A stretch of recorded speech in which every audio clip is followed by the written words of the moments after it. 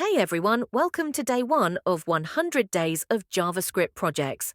I'm Snecker. Today we're building a super simple but fun counter app using HTML, CSS, and JavaScript. Let's walk through how it works step by step. HTML.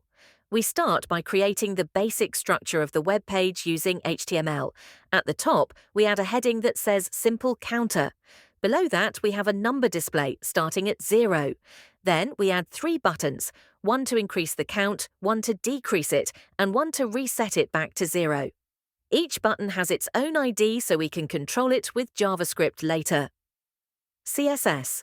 Next, we style the page with CSS. We set a dark background to give the app a modern look and use white text for contrast.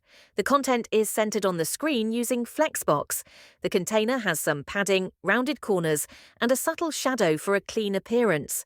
We also style each button with unique colors: green for increase, red for decrease, and yellow for reset. When we hover over the buttons, they slightly fade to indicate interactivity. JavaScript. Now let's bring the app to life with JavaScript. We start by creating a variable called count to store the current number. It starts at 0.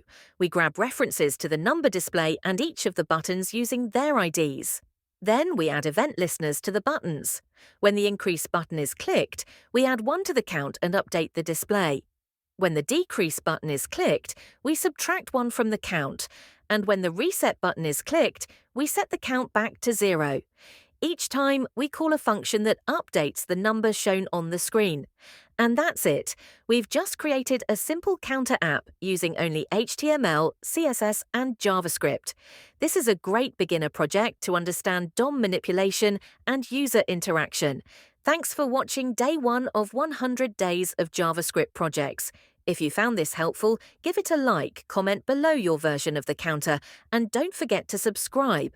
See you tomorrow for day 2, where we'll build a digital clock using JavaScript. Bye for now.